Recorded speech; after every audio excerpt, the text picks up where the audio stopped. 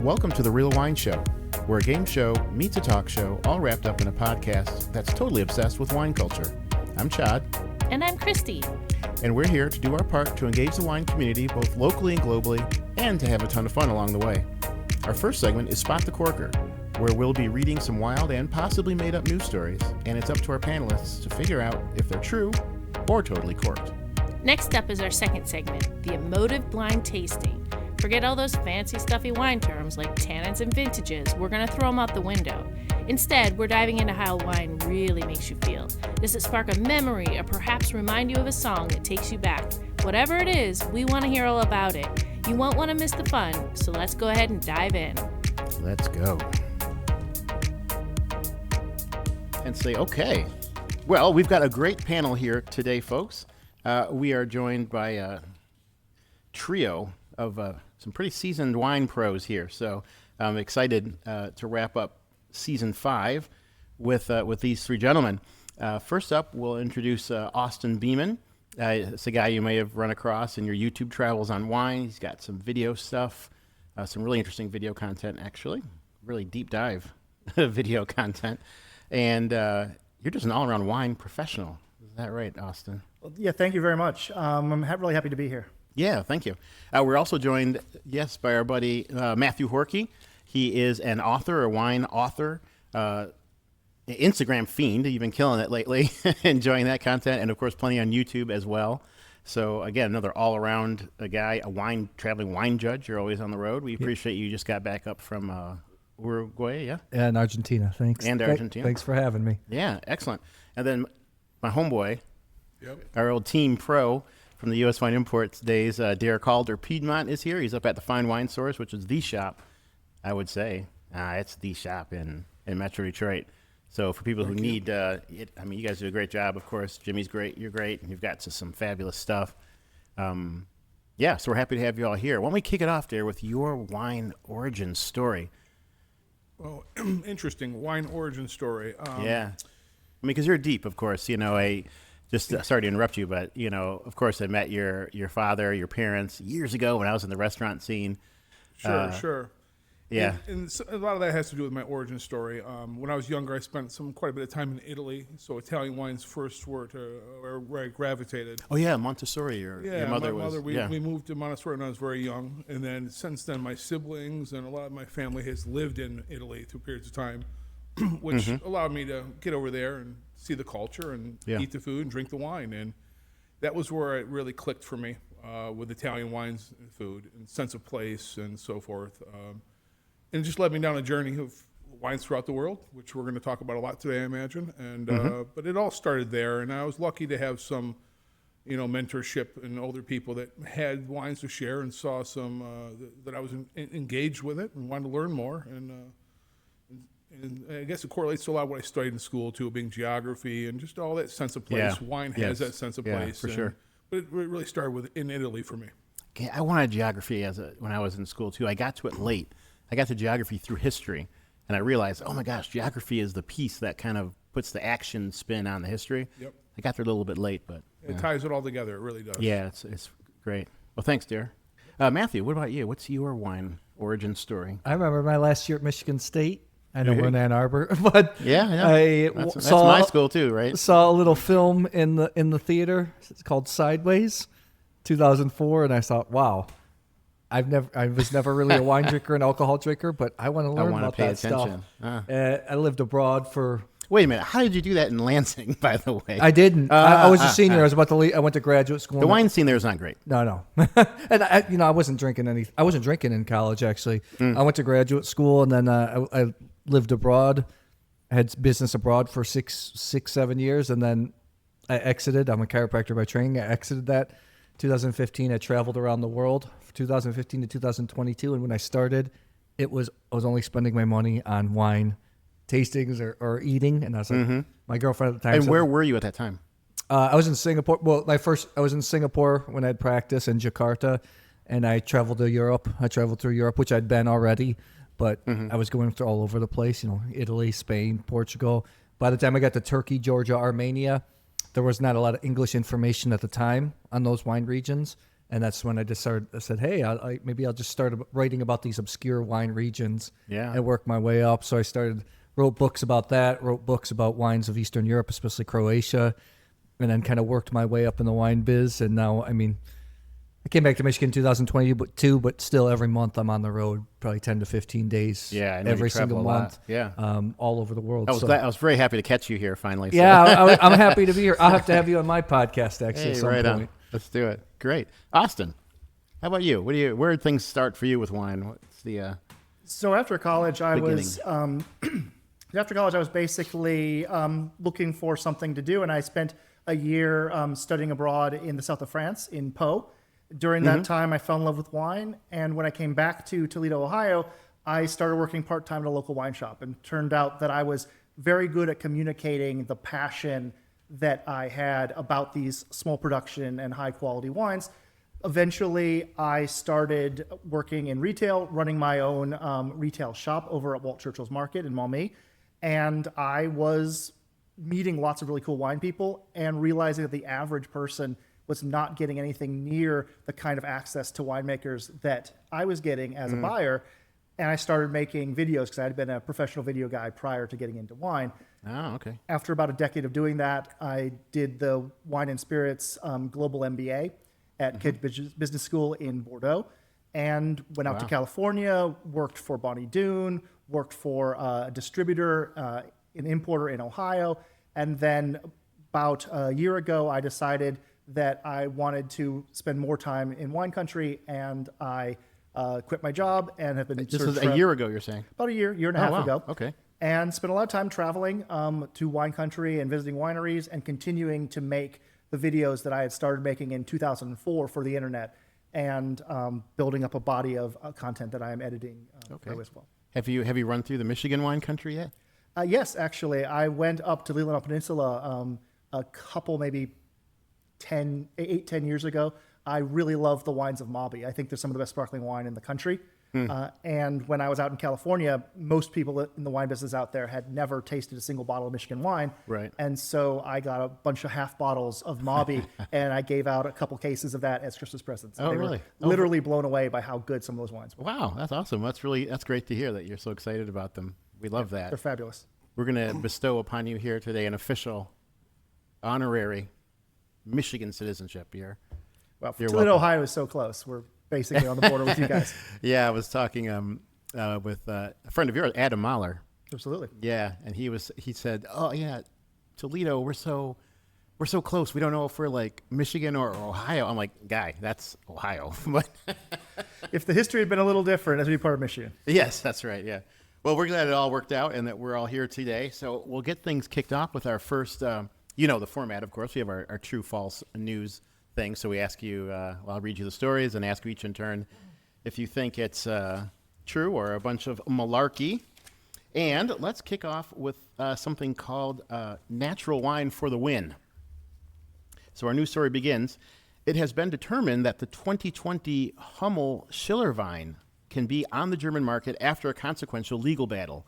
Initially, the Berlin Pankow District Office issued an order to destroy the wine after a March 2024 inspection in a Dresden retail shop found the wine's volatile acidity exceeded legal limits and further described its taste as dry, not clean, unpleasantly prickling, and coating the palate from the start. Harsh, unbalanced sourness, lingering, and abrasive in the aftertaste, which is pretty damning, I would say. Hummel fought back, arguing his natural wines appeal to those who appreciate higher acidity. Now in higher court, a second sample tested showed acceptable VA levels, but the board affirmed the wine just tasted nasty. Ultimately, it was ruled that since only one sample exceeded lab limits, there was no evidence that the wine was unsafe, and acknowledging that the wide range of flavors in natural wine don't constitute spoilage, that the lower court disposal order was unlawful, clearing the way for the wine to return to the market. So I want to know, do you guys believe that this is a true case and a validation of natural wine? Or do we just destroy your faith in the truth? I'm going true based on German culture and how Germans think. And it just, to me, it sounds quite true. Okay, yeah, Hummel Schillerwein. Yeah, I think it sounds believable for the way in which Germans regulate, and EU in general, but Germany in particular. And I have an interesting sort of take on the way in which there's this conflict in natural wine between things that are technically flaws, especially if you hold to sort of the way like the Court of Master Sommeliers interprets them, and what a younger generation of wine drinkers is getting excited about. I compare it a lot to jazz in the sense of when jazz came out, people were talking so much about how jazz was playing the instruments badly. Like if you read a lot of the things about why jazz sucks, they're like because they're not doing the instruments in the correct way. Yes. And so when you look at Brett or VA, technically those are flaws, but they're flaws in the same way that jazz is flaws, right? And therefore we can still love them and enjoy them. And in fact, yes, a lot of natural wine will have some of those things, but still be incredibly delicious and interesting. Yeah. Okay. So you're 100% on it. True. All right. Where are you going to go, Dair? Yeah, I tend to agree also for the same point that these gentlemen have made, that if anyone's going to quantify a flaw of wine, it would be the Germans. I'd agree. And I'm not sure how to necessarily quantify that empirically, but I'll go true just to make it easier here.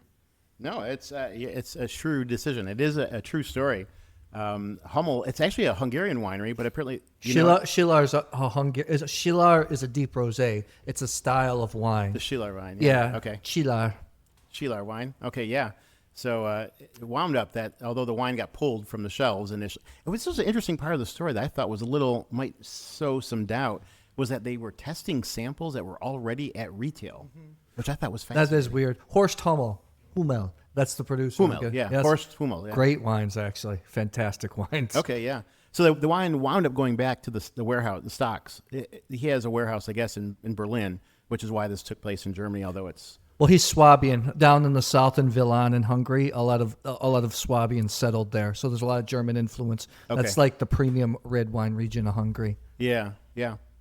So that was a very interesting story to me, and I thought maybe that would trip you up a little bit, but apparently not, because you all scored that one perfectly. So we're going to accord 100 points across the board. Nice. All right. Yeah. Go team. Yeah. Move over, Mr. Parker. Yeah.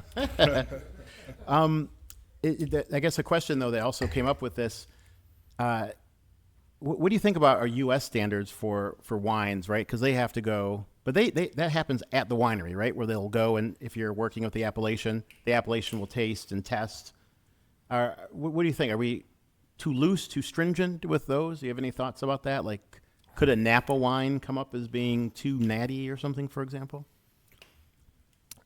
I think I know from personal experience, a lot of my European winemaker friends are quite envious of what happens in the U.S. because there are way too many rules in the EU.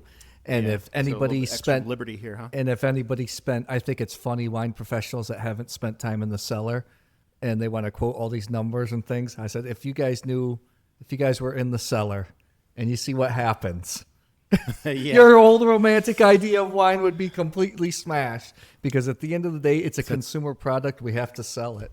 Yeah. And you have to meet technical specs. Yeah.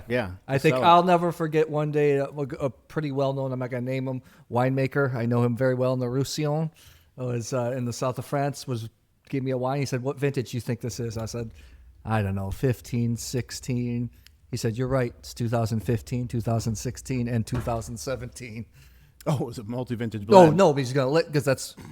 I mean, it's technically allowed, right? 15% is legal, but a lot more than that. A lot of stuff happens in the cellar. You're right. That people don't want to admit. Yeah, or would have a very hard time. A lot of mainstream wine thought would have a very hard time working it in to its proclamations about what is what. It kind of gets what you're saying too about this is how you make it. We have very kind of fixed ideas about what makes wine great, right? Like whether it's old vines or I don't know. Yeah, and that's such a big challenge, I think, for an American wine consumer, is because American wines in general have such a lack of regulation as to what they can be. So like if you have a wine that is from Napa Valley, it can be darn near any grape, made in darn near any style with darn near any level of alcohol. Right. And it's so difficult to understand, is this Pinot Noir from California going to be something that's super high alcohol, super sweet, super thick, or the same Pinot Noir from the same region could be 11.5% alcohol, super lean, acidity, fresh, super acidity. And you don't run into those same issues nearly as much when it comes to wines in Europe because they are so much higher regulated. Yeah. What was interesting to me too was earlier at the earlier panel, there's a California Chardonnay. It's a de-alcoholized wine that says Napa Valley on it. Like how? I thought. I mean, I don't know. Is this different for DL? You guys know? Can you? Maybe it's not regulated if it's not wine. I don't know. I mean, Yeah, I don't know, but I know that wine is not an inexpensive wine. That wine costs a little bit of money. Yeah. So to have a Napa Valley producer making a wine, removing the alcohol and putting it on the shelf, it's inherently you think it has to, have some price to it. did you try that by the way? I did. What do you say about it? I certainly think it tastes like Chardonnay. It tastes Wow. like California Chardonnay. Very cool. I haven't tried it yet. Yeah, I've sold some of that wine. I've never tasted it in the past. And its price point, it ranks among the top from what I'm familiar with. But I was kind of pleasantly surprised by it. If you're looking for California Chardonnay profile, Yeah. that's what it's going for. And Okay. and maybe a little over the top with that, but Yeah. it achieves. Yeah, I was just surprised to see a non-alcoholic Napa Chardonnay. I guess I thought they would have been a little more protective about it, but it gets to what you're saying about there being quite a bit of leeway. Yeah, liberty for. Yeah, it plays into how much flexibility you have. And I was at during my MBA program, I was out in California. I was at a very large producer of wine. And one of the things that they said is that at any given moment, they have about 200 to 300,000 cases of wine that is uncorked but unlabeled. So that because the regulations are so loose that they can bottle this wine under this brand at $8.99, bottle the exact same juice under a different brand at $29.99, because as long as you're following the rules, it's Right. from California. Their rules, It's the grape it says it is. Yeah. It's the alcohol level it says it is, and it's the brand that they say it is. Yeah. And so most people, when they hear that, are utterly appalled that is the case. That you could be getting got and you could get duped. Yeah, and most people don't know, and frankly wouldn't necessarily care because of the branding being far more of the thing than the terroir, because there is no regulatory issues around the terroir. Now, Right, Oregon and right. Willamette Valley try to do that a little bit differently, but in general, California, the biggest producer, is much more open and much more free, kind of like Americans. We're much more open and much more free than a lot of other societies. Sure. Okay. What do you guys have in your glass? Let's do a quick glass check and see what do you taste in there. You've got a red wine there. I see, Austin. What do you? Yeah, have? so I've got the Forge Cellars 2023 Cabernet Franc from Willow Vineyard. Forge Cellars is my favorite New York winery. Are they North Fork or? They're East Seneca Lake. Oh, Seneca. Yeah, Finger Lakes. Okay, Seneca Lake. Yeah. Okay. And one of the things that Rick Rainey, the winemaker, really likes about this region of East Seneca Lake is that it was picked because they're able to ripen dry Riesling in every year, but in occasional warm years, they're able to ripen reds. And so this single vineyard Cabernet Franc, they make very small production levels of this, and it's only available in those years when they get just enough ripeness that they're able to get reds. What do they do with the fruit otherwise? Do you know? I think it just doesn't ripen, or honestly, I don't know what they do with it, but Yeah. it's quite possible that they don't do much with it. I'm sorry. What's that? Bobby's. Okay. So it gets essentially declassified. Yeah. Okay. Yeah, and they're doing a lot of single vineyard work. The joke is that they're trying to single-handedly do for New York what the monks were doing for Burgundy, except they're just one winery. They're doing so many different micro plots. It's super exciting. Yeah, I've tasted a couple of Forge wines now. I don't think that was it in a Bordeaux bottle in the past, or no? Always. It was in Burgundy a like this? more. It has been in the reds have been in Bordeaux bottles. Yeah, They okay. have moved toward I think a 99% reduction in the weight of the bottle, so they're really looking environmentally connected to Nice. reducing their signature. Nice. Very significantly. Wow, that's pretty cool. My friend's the consultant there, smoking hot woman too. She wanted some women. All right. Well, I guess I better plan my Finger Lakes trip, huh? What do you have in the glass? Well, I brought the Vesuvius Piedra Rosso and Amphora, but I don't have. I don't know who brought the Amiel Lorejo from Viña Verde. I love this producer. I've been a big fan.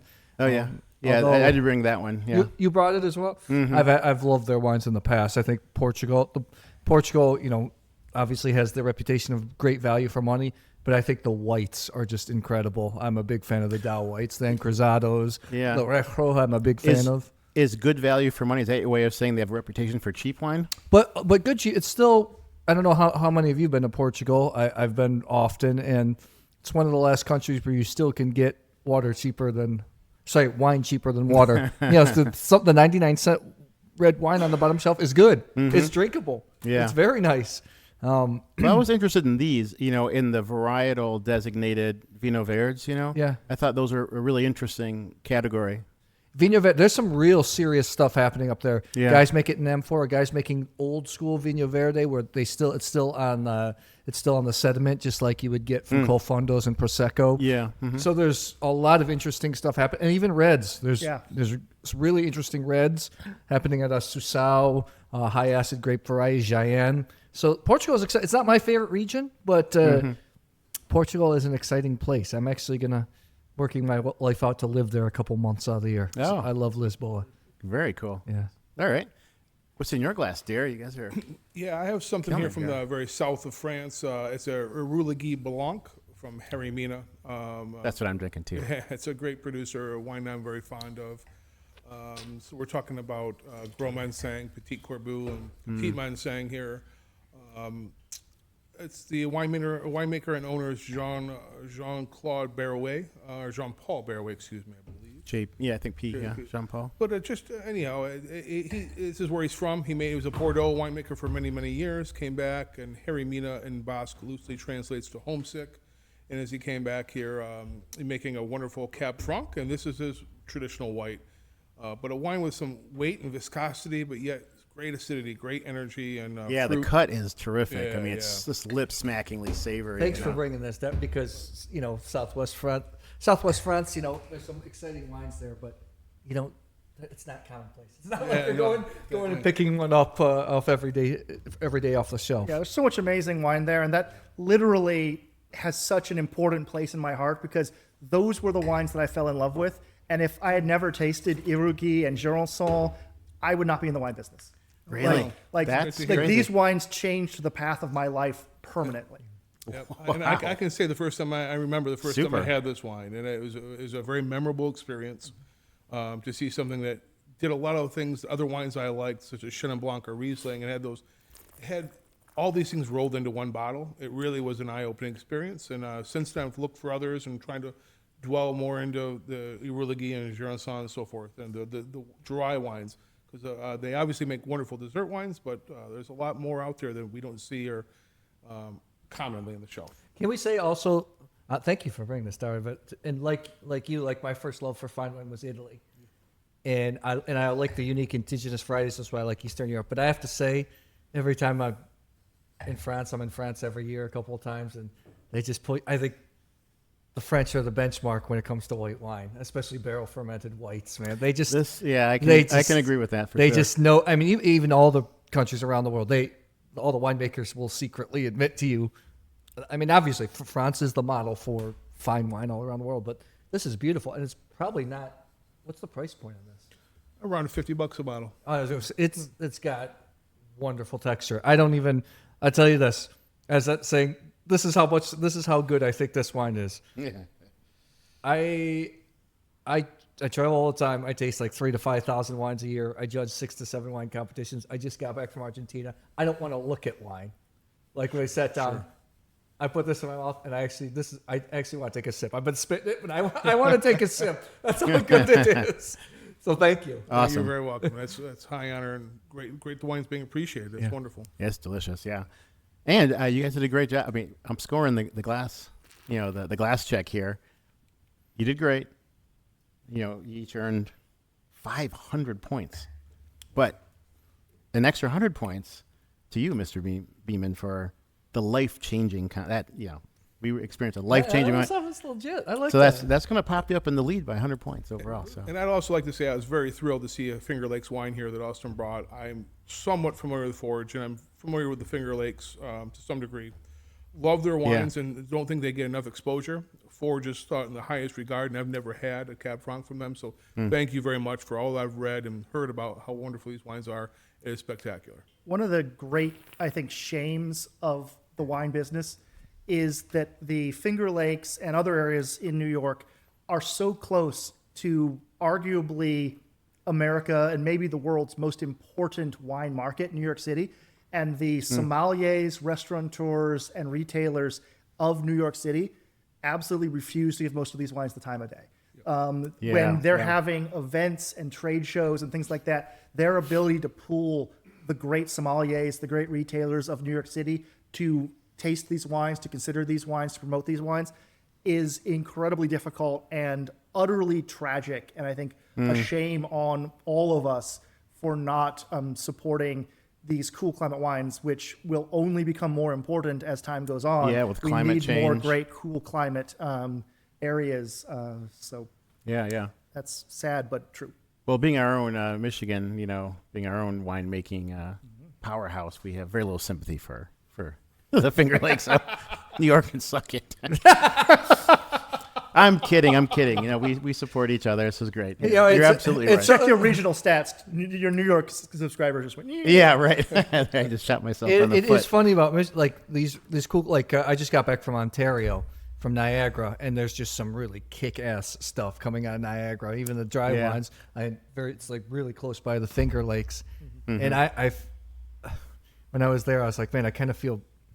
I guess I can say that I'm independent. I feel bad for the quality overall in Niagara was just far superior to the quality that was happening here. Really? The quality was outstanding. It seems like such a marginal area to me, Niagara. Like it gets cold up there, man. Well, you have an escarpment that you're in between the two lakes, and there's about a 300-foot escarpment that keeps the air circulating, so you can grow Vitis vinifera. Yeah. But man, the Pinot Noirs. The Pinot Noirs there were very, very good. Yeah, I was really impressed. Oh, so you said Ontario side, not New York side of Niagara. Yeah. Okay. Cool. Well, I got another a news story here for you, so let's try this one out and see where you come down on this story that's called Ex Tenebris Veritas. Any Latin people? Ex Tenebris Veritas?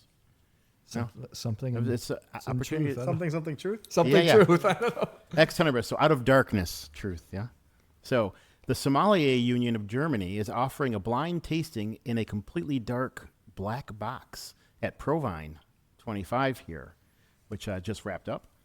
Participants in the 30-minute seminar sit in near total darkness, excluding all factors that might influence perception during the tasting. So wine color, the labels, but also the reactions of other participants cannot be known in this situation, thereby heightening the remaining senses and focusing perception solely on the taste, aroma, and texture of the wine. This creates a new objectivity in the assessment, and additionally, because the participants aren't identifiable in the dark, comments about the wine can be made without fear or intimidation. For professionals and wine enthusiasts alike, it's an experience not to be missed, and also offers new opportunities for wine lovers with Tourette's. I guess because you can just freak out and nobody knows who it was. Question to you people, was the black box really a thing at Provine this year, or is this just a setup for a bad mashup of Drops of God, crossed with Saul? So I have done this before in Slovakia, of all places, which is an interesting experience. However, I have to say, since a lot of my friends on social media are fellow wine writers and wine media, I saw no posting about this, so I'm going to say false. Okay. We got a false from Matthew on that one. Yeah, it seems like a pretty logical idea. It seems like a very believable story as phrased. I have no way to discern either way, so I'll just say true on this one. Okay. True from Dair. Austin, what do you say about the I kind of black like box the at idea. Provine from the Sommelier Union? All right, Austin, where are you falling on this story about the black box? So I kind of like the idea. I was in a restaurant in Paris where they change the color of the lights over your table multiple times during each wine pairing so that you have different tastes, and you can literally see how the wine tastes differently based on what color light is shining on your plate at that moment. So I like that idea. Again, I agree with Matt in the sense of read a lot of stuff online about wine. I have a lot of friends in the industry who were at Provine, and I didn't hear anything about this, and I think you probably would have had influencers and people posting content about this if this had happened. So I'm going to go with false. Okay, here that's a false and one true, which is going to give Dair the win on this one. This is a true story. Okay. Yeah, I All got right. this off the Provine, one of their news release things, but I was the same way. I went looking for information because I'm like, this must be hot. People would love this, right? And I could find nothing. I was doing, I looked on the internet and I was looking on Instagram to see if anybody had posted anything, and I didn't see anything either. So I'm surprised. It just wrapped up this weekend, right? Like, right now, was it? Yeah. Yes, it was just a couple days ago. Yeah. So I'm surprised not to have seen anything on it. It's pretty hard to take a selfie in total darkness. Yeah, I guess there wouldn't be much on Yeah, Instagram. you're not getting the clicks or the likes for. Yeah. for that. Some audience sitting there tasting wine and suddenly flash, flash, flash. You see everything. Oh, and it's right. like, But good call not to fall for. There we I go. just want to be contrary, but it's again going back to it makes sense if anyone's going to do it, it's the Germans, right? I mean, I don't mean that in a negative way. Right, I just right. mean that that makes sense to me. Yeah. So where do you guys come down on blind tasting? Because the thing for me about it, I'm like, okay, it sounds exciting to me. I think it's be something to be fun to do.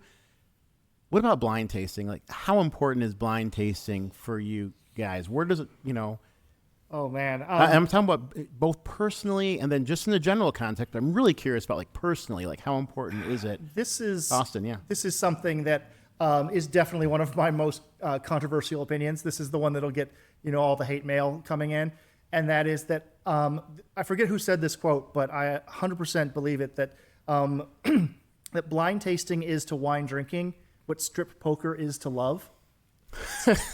Okay. It's a fun game, but it absolutely misses the whole point of the exercise. When you separate the culture, the history, the people, the context from wine, I believe you ruin what wine is about. That the purpose of wine is this communion of place, this communion of taste, of culture, of history. Mm-hmm. The only argument is, in my opinion, for this is in certain situations where you are having to try to find certain characteristics either for a game or when you cannot trust yourself to make an objective examination. Which is a great point, because we often go through this. Dair, we were in a tasting group for years together, which we did blind. And yeah, the question of can you be objective, I guess, is really at the core of this, right? Like you said, we call it trust, but it's like, can you trust yourself and we to be study objective? we study in class that when people think a wine costs more, they like it more. And some people use that's a gotcha. But no, why would we want them to like it less? Right? Well, yeah, there should be that, right? So it's like if we're trying to be too objective and ripping out everything that's unique about wine, Sure. I utterly hate that. I hate that idea. Yeah, okay. I'm 100% against it. Cool. Matthew, Dair? It's an interesting. We could go pros and cons. I know from my YouTube channel, most of the videos are blind tasting. Yes, you do because blind it tasting. keeps people engaged because there's struggle, there's conflict, there's a peak, there's a story arc when you The story arc is what you unveil like. the wine. Yes. I also judge about 6 to 7 international competitions a year. I do Mundus Vini, I do Concours Mondial, which is all blind, but I do like how they have it's organized by either variety or region. That's why I think it's most helpful. And my count, I can see points to both sides. I love I got into wine because of the metaphysics and the history. One thing I would maybe counter with Austin, or not just Austin, the Do it, wine hit me, business man. in general, is wine is one of the only products. We have to remember this is an open market. This is a commercial product, and people want the best value for money that's in the glass. Usually, they want to. And in the wine business, we get stuck into telling people what they should like or what they should want to drink, or we try to sell something that maybe they don't like. Or at the end, Well, that you're simply excited about, that we're excited exactly about. at the end of the day, like most products, it's an open market. People are going to buy what they want, or whatever their value system is, it be it the best price possible, or if it gives them the best image, or it makes them feel the best about themselves. So I think wine is a funny business. It's a pretty archaic business. Yeah. As we all know, it's a pretty it's based solely on almost on relationships. It's Yeah. just a funny funny place. I know, Dair, I don't know if you. Yeah, no, I agree with everything. I agree with what both Austin and Matthew are saying. I think you can't remove the sense of play, all the things that go into wine, but blind tasting can be done for different effects. It can be done to judge the quality of the wine and what that means to a consumer for selling the wine, but also to yourself. Drinking blind is an exercise that really, I think, enhances your own palate and your own judgment and your own misconceptions of wine, and it just sharpens your skills. It sharpens. I mean, I think if you, whatever it be, take some Sangiovese and taste them blind. You hone in on things that grape or that wine or that region give you that help you, I think, going further in your wine drinking career. Not to use the word career, but it's a helpful exercise.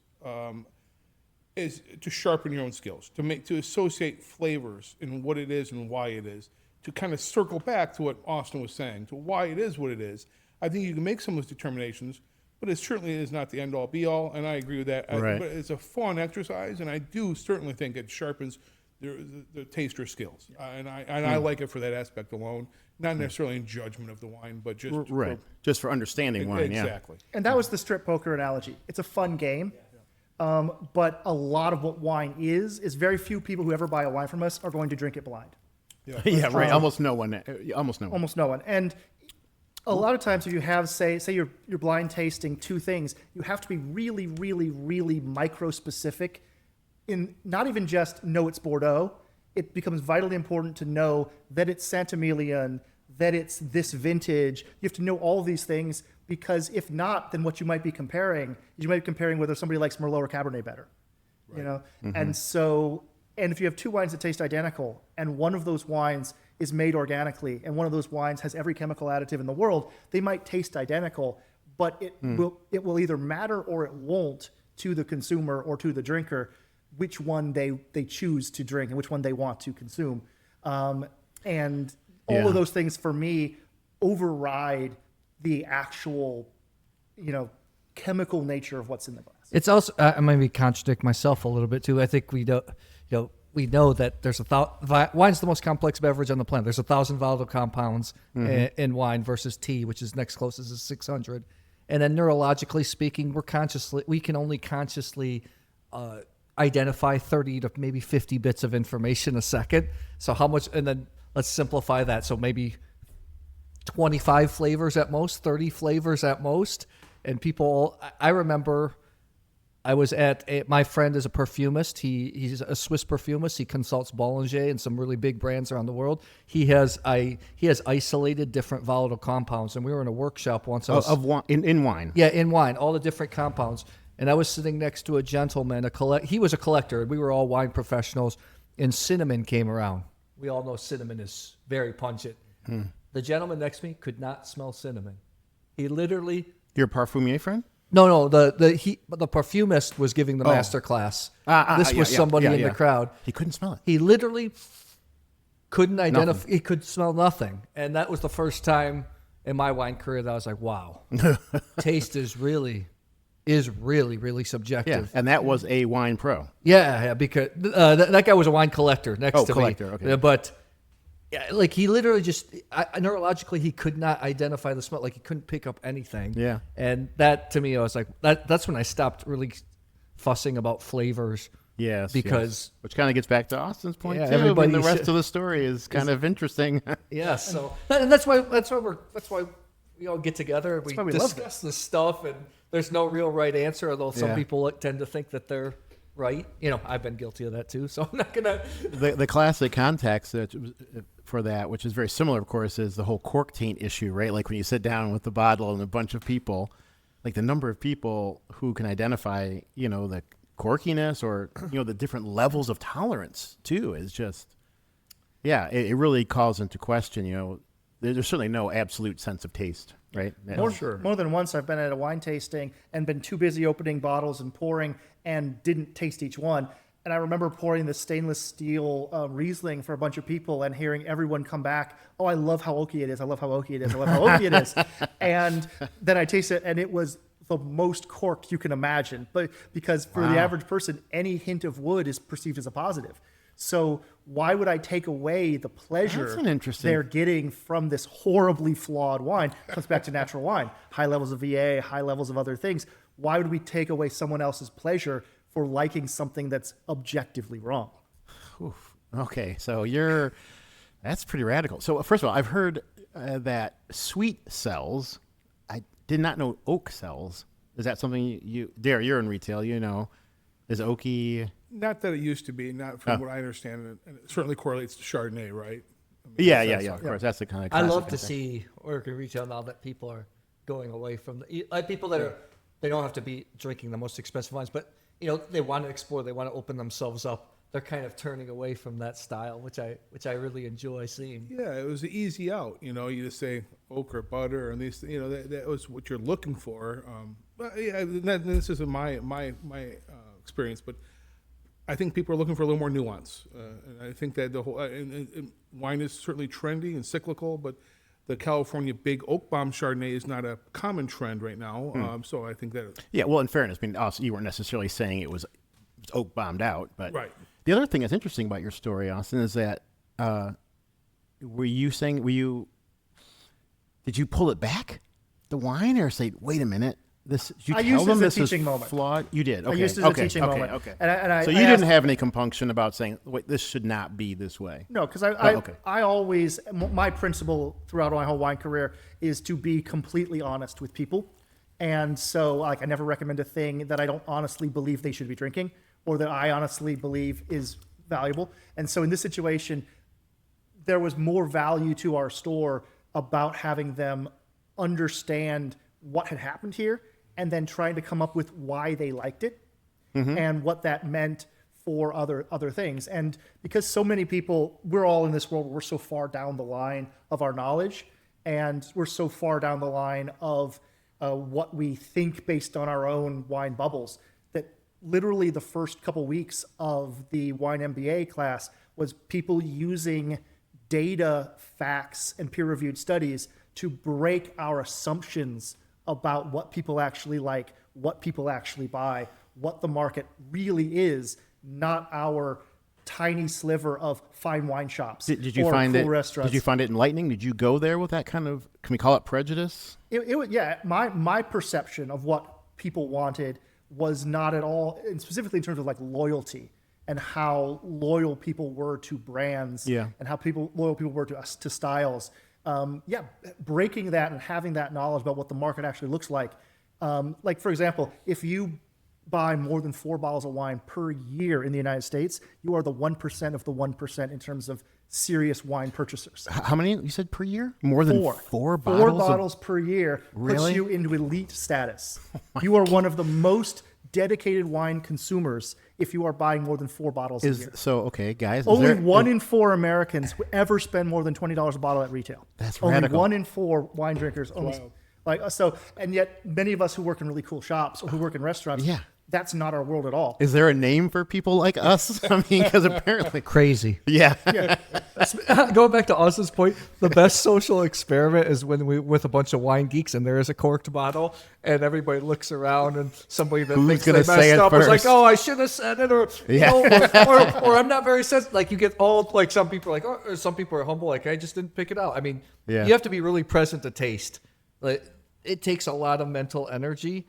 I know when I do, when I'm doing competitions every day, it's 50 to 100 wines, usually in the morning and after. You're exhausted afterwards. Sure, absolutely. So there should be no embarrassment if you miss out on some TCA once in a while, because how often are you that present? But I love seeing that when there's a corked bottle and just seeing how different people react. Or I knew it, or I should have picked it out. Or it's. Well, this is a good opportunity to transition into our next segment, the wine cipher, right? Which is the point in the show where I will read a tasting note and give you some options to decide which wine is it, okay? I'll give you 4 options, read the tasting note. These are published tasting notes. I say published. They're tasting notes. They're to be found on the internet if you're trolling the web. Let's start with this one. I think it's kind of interesting because it seems at first blush to be pretty straightforward, and maybe it is. We'll see what you guys think about it. The note reads, classic nuances suffuse the nose of acacia blossom, hazelnut, discrete spice elements, and a plethora of white-fleshed fruit scents. The rich, that's an old guy thing. Yeah, anybody know the movie? There's a plethora of blazing Amigos. blazing Oh, saddles. Blazing Oh, Saddles, okay. Oh, Three Amigos are also funny. Dair, I'm gonna give you an extra 50-point bonus for that. Here we go. Cipher Dair, where is he? 50 points. There we go. Excellent. Okay. Continuing the note. A plethora of white-fleshed fruit scents. The rich, generous, and sappy flavors are also opulent, while there is a sufficiently firm acid spine supporting the finish to maintain the balance. Like a number of wines in the range, a few years of keeping should help add to depth. So classic nuances suffuse a nose of acacia blossom, hazelnut, discrete spice elements, and a plethora of white-fleshed fruits. The rich, generous, and sappy flavors are also opulent, while there is a sufficiently firm acid spine supporting the finish to maintain the balance. Will improve with age. Our options here are 23 Willi Schaefer, the Grocker Dompropst Riesling Cabinet from the Mosel, the Louis Jadot 22 Merceau, Kongsgaard 22 Napa Chardonnay, or the Ariana Occhipinti 23 SP68 White Sicilia Bianco. So, yeah, acacia blossom. First of all, hazelnut. before I answer, I'll let Austin answer first. I'm glad you read that. I'm glad you read that twice because the first time my eyes completely glazed over and I'm like, oh, that's what it's like to be like a normal wine person. Yeah, right. You hear one speak. Exactly. And that's why I was saying at first blush, this seems like a pretty straight ahead kind of thing. Like it'd be a typical kind of if you go into a shop or you look at like a little shelf talker or something.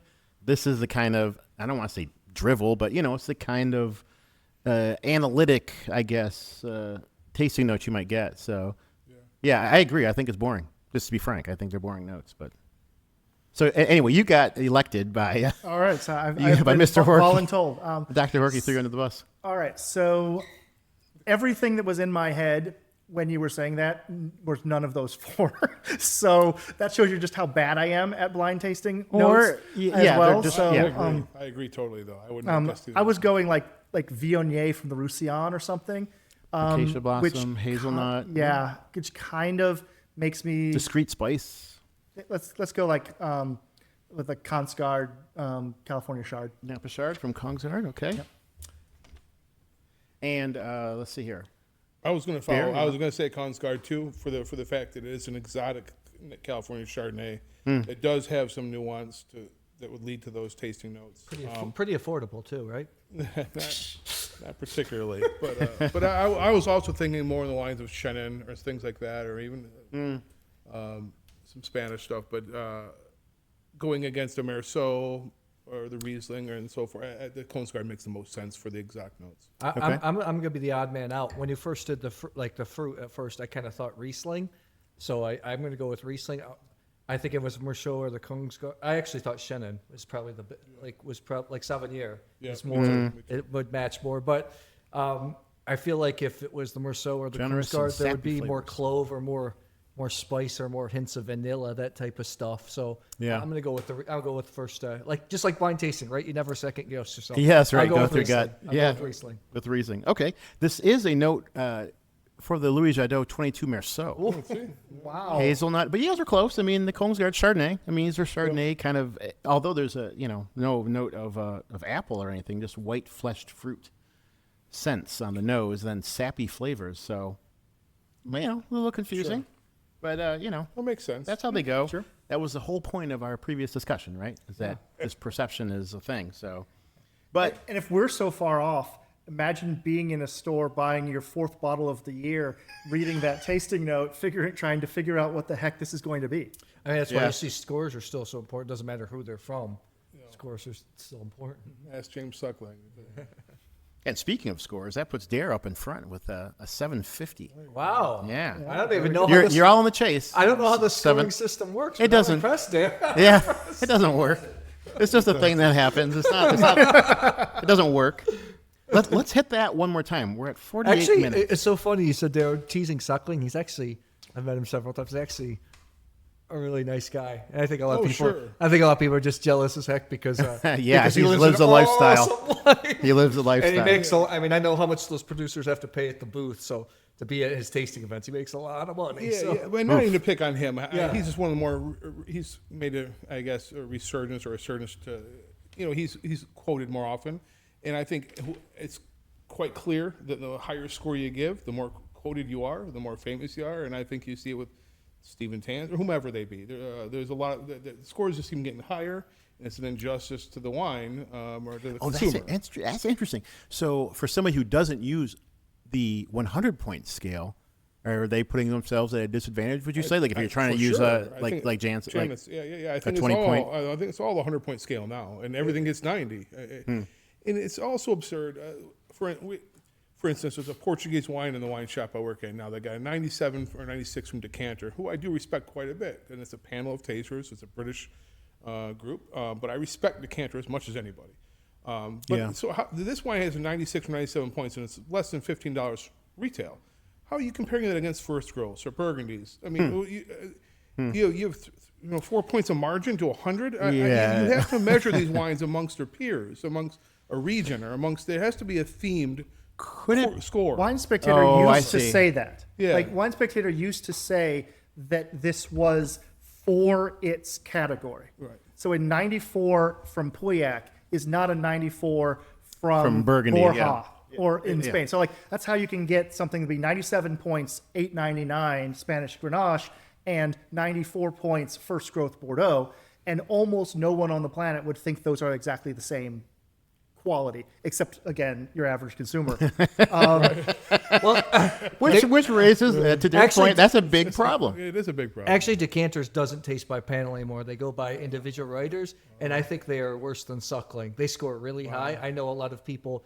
I know the editor-in-chief from America, personally. This is Decanter, you're saying? Yeah, the magazine.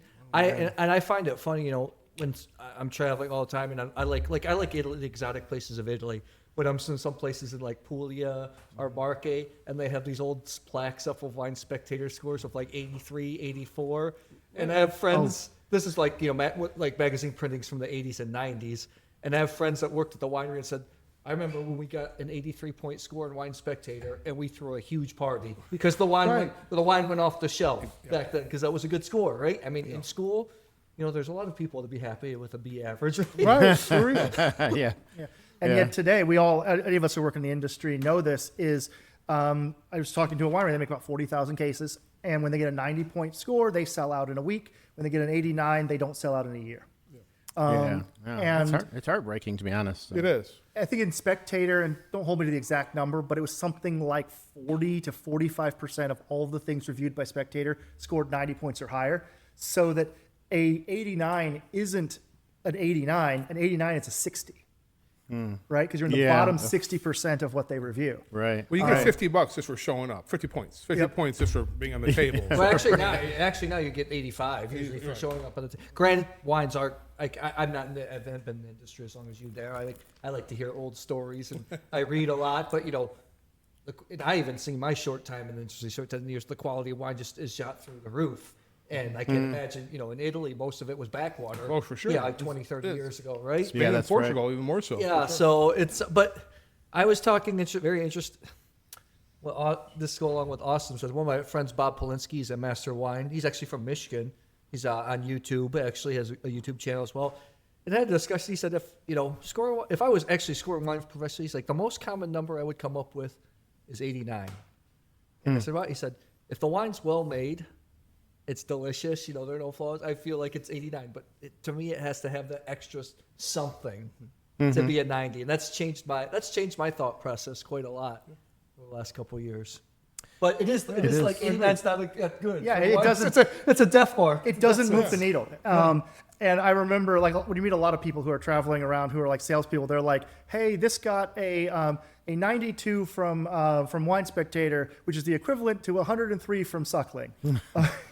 Because there's such a disparity between the scores of some reviewers that I always dreamed of having a computer program where it would calculate that score against that reviewer's average. Oh, yeah. So Yeah. this is a Sure. 95 from Suckling, Sure. which puts it in the bottom 20% of scores he gave for Bordeaux this year, or something like that. So you would actually see which percentile it was in. Yeah. Not objective. So somebody who reviews very harshly, they might score at 89, which is in the top 20% of what they score. Somebody else scores a 95, which is in the middle 50% of what they score. Wow. And that would be, maybe that's something that AI can make for us in a year. Yeah, that's actually a pretty good idea.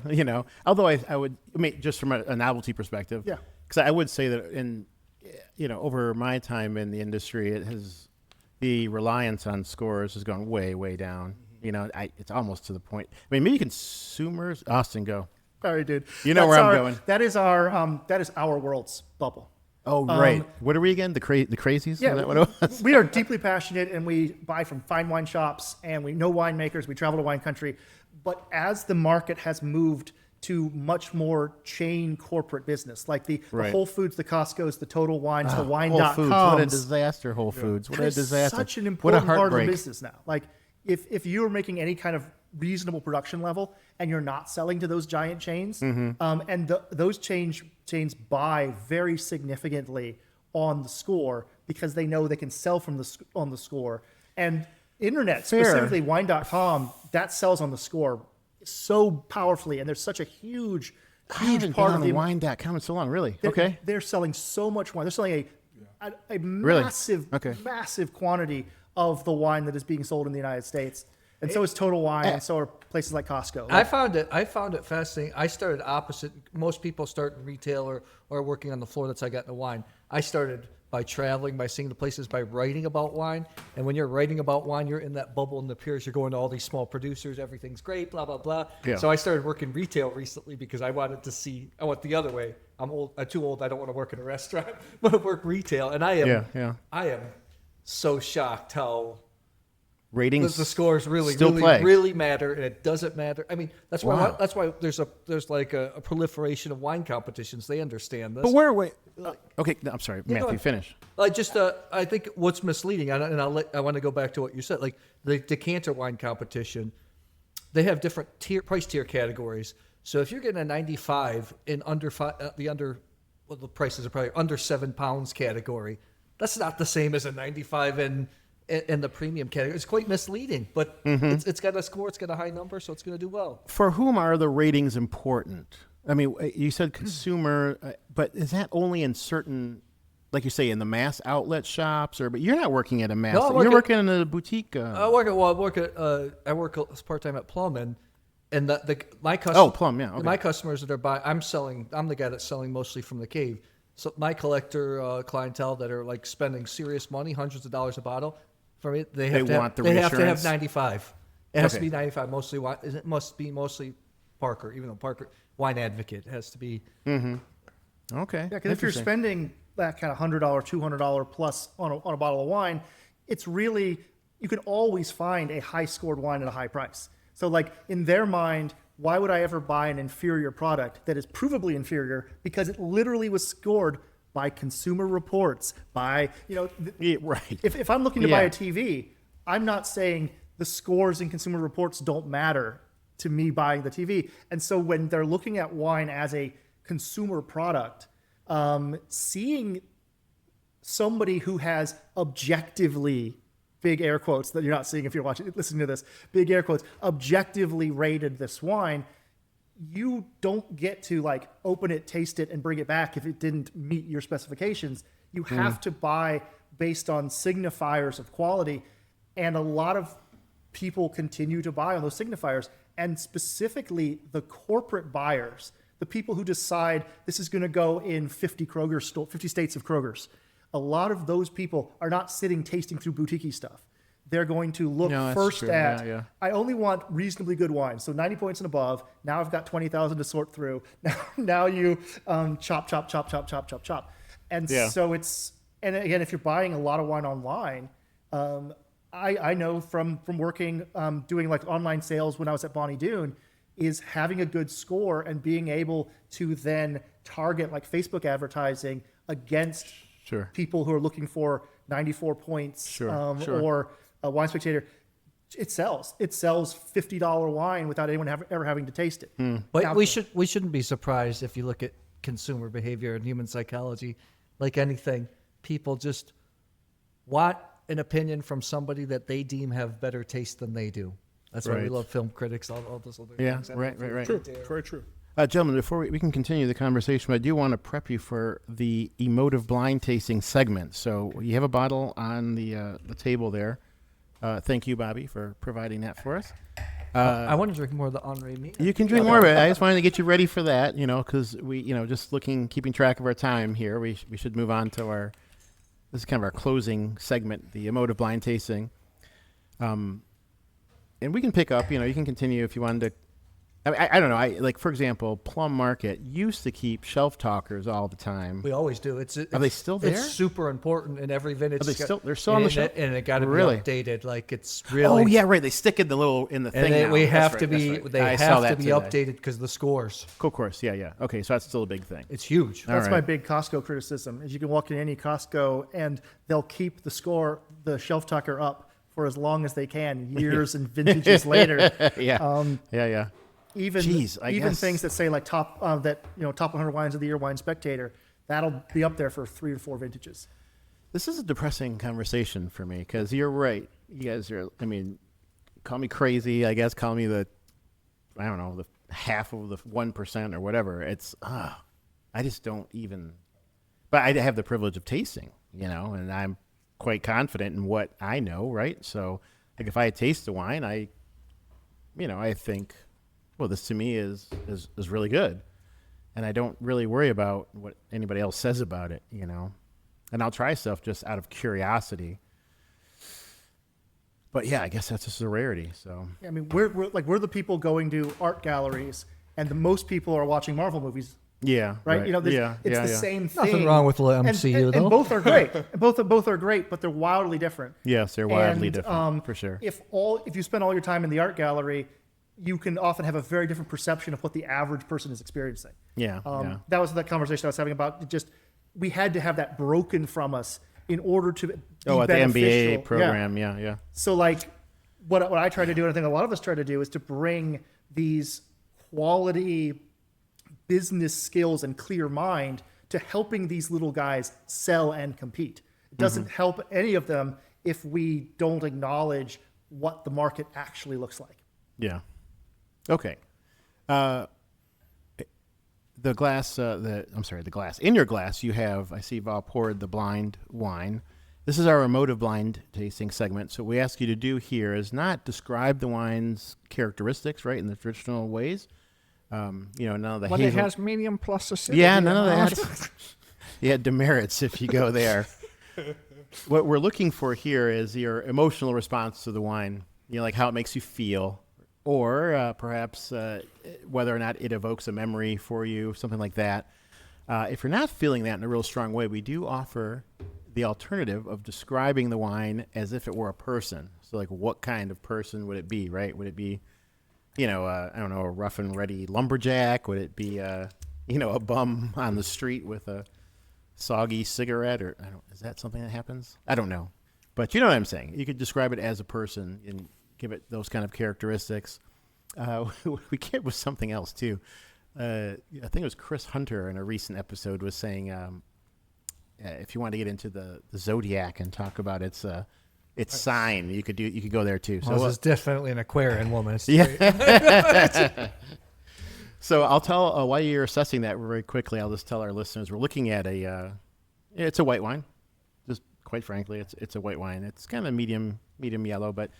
That's the point from which we'll be proceeding. So, do any of you guys are having an emotional response to this and want to give us your I feelings? definitely so. Matthew, yeah. Before my wine career started, after I finished graduate school, I bought a one-way ticket. I traveled around the world until my money ran out. I ended up in Southeast Asia. That's where I built business. That's pretty gutsy, man. Yeah, it was. We're gonna have to hear more about that story. Yeah, I got. I don't have a shortage of stories for my age. Next time. But in Southeast Asia, not only the markets, a lot of things are done outside, food, everything. And something that's really big is fruit stands, which I love. And this reminds me sitting outside. I went to a specific fruit market. They have durian, the stuff that smells like smells like feet, passion fruit, all this other stuff. But I would always bring people when they'd come visit to some of these stands, and we just order a bunch of fruit and they'd slice it and we eat it there, just like everything. You have all the dusty and all this crazy, all the stinkiness of the world around Asia's you. Quite polluted, but then you have these real pure electric flavors, and this just reminds me of eating passion fruit, sitting at a dusty table with all this stuff going on, like we got stuff going on right now, but yet there's this pure spine of just beautiful citrus electricity. That's my motive. Yeah, that's definitely a thing. Tasting. You got some getting some dap over there for that. That's cool. That was very nice. Yeah. So the Asian fruit markets. The most except for people that travel, go to an Asian. When you go to Asia and go to a market, that's when you get wild sensations, things coming at you from every single angle. Yeah. Okay. Dair, Austin, how you guys hit? Dair, go. If I look at this, I love the wildness of this wine, the expression, just how aromatic, how much it jumps out. And if I'm connecting it to a person, it kind of reminds me of that. Do it. Going to like a fish show and like a hot fish girl. Some exotic scents, a little bit of body mermaid, musk, or a little body musk. Maybe some armpit hair, as mentioned, but not in a dirty way. No, not bad. In that enticing way. Yeah, it's going. Everything's hitting 10 here. Everything's high. It's very expressive. It's very jubilant. Yeah. Not a deadhead though. Somebody different fish. Yeah. Okay. Younger generation. Wow. Okay. I can totally see that. I can get behind it there. I'm not saying it's dirty or wild. It's pretty hyped up. It's having fun. There's no doubt about it. Because there is some dirtiness on the palate. But there is that beauty, that shine underneath. They set a bar for you, Austin. Right. So I'm going to go with the person as well. Okay. So when you're backpacking, one of the types of people that you see a lot, especially in Europe, especially in like southern like Riviera, Portugal, you see a lot of people from the UK. Yeah. A lot of Irish, a lot of Scottish, and a lot of British people, and they're often. Specifically, the women are not prepared for the level of sun they're going to get. So I'm going to go with a Scottish college girl on the French Riviera. Getting blasted. Who's just roasted up. So she like pretty white, pale. You have these white, pale things vibe that I'm getting, but then you've got this sort of wild burn thing happening. Yeah. As well in there, and so that's manifesting as like a sunburn, and then maybe also some desire to treat that. I'm getting things that bring me back to some of the things you might put on to lotion to put on, creams, and getting a saltiness because we're in the sea, we're on the sea, and so but that red hair, pale flesh, red burn, and then is sort of what I'm going. You guys are fantastic. I wanted to go with like describing a woman too, but I wanted to keep it classy. You guys regret my story more than blind tasting. It's a beautiful wine. From my seat, not having tasted the wine, from my seat, you've painted a really impressive picture. I mean, what the commonality here is, of course, the scale, the intensity. This is definitely something that's in your face, right? Do any of you want to take a venture as to what it might be? Don't have to. We can just go straight to the unveil, but... I can tell you, it reminds me of a wine I'm familiar with, from Melanie Feaster out of Alsace, which was Alsace, okay. Alsatian blend. It really reminds me of that. It's a wine I've had within the last couple of months. Okay. It's definitely white wine. I think it's... I was going with Alsatian, too, because of the richness. Yeah, it has texture. Nice. It has wildness. Because... you have that hint of low sulfurness that comes in, but it's got that texture, like great French whites, just like the one that you brought, just have this wonderful texture. It's almost like German Riesling takes it a bit far because it's really stretched out with the acidity, that tension. There's tension, but it's subtle tension along with mineral and fruit notes. It's a beautiful wine. Cool. Awesome. I like it a lot. I would like more from the nose, to be honest. I think the palate's outstanding. I would like a little more from the nose. But You're saying like 92? I was gonna say, who wants to go? I'm gonna go 88.7. Is it gonna sound? 1,000 points. Is it gonna sound? Nobody's 99 on that, huh? All right, who wants to unveil it? And let's find Dair, out. come on. Dair, give it to us. Tell us Let's see what what this is is. our blind You wine brought today. it. It's that- the Alsatian. No. what is our sweaty Scott girl here? What is it? Yeah, the sunburnt Scottish woman. At the fish It's a concert, flute. It's a flute. eating raw durian. It is a wine from. Here, I'll let you do it. From Man. It's a Pinot Blanc. It is Alsatian. Nice little wine, 2022. I wonder what the price on this is, because this is a heck of a wine. It is a good wine. Yeah. What's this? Low 30s. Okay, it's a high quality wine. You can tell for sure. Label Cool. says, "Fly Me to the Moon, Pinot Blanc, There you go. Yeah. Generation Terroir, Yeah. from Trois Trois Vignobles. Vignobles de Terre." Yeah. Alsace. Man, yeah, I think it's Good it's call on Man, Alsace. Albert Man. Imported by Martine Wines. Being here back in Ann Arbor, because it's such a Francophile Thank you. town, which I wasn't used to, and people love Alsace here. And it's the region. It's probably one of the. I love white wine more than red, and it's probably a region I'm a little bit less excited about. But now you're starting to feel it. Everybody's love of Alsace around here is Hey. making me more curious. Ann Arbor's not that bad. You know, Ann Arbor's it's a cool place. Ann Arbor's the only thing that keeps me because when I hear a different culture or hear a different language or eat some different food, I'm like, going to Michigan State where I grew up, I hated Ann Yeah, Arbor. But now when I came back, I was like, thank God Ann Arbor's 20 minutes from my house. Yeah, for Ann sure. Arbor's great. Well, that's cool.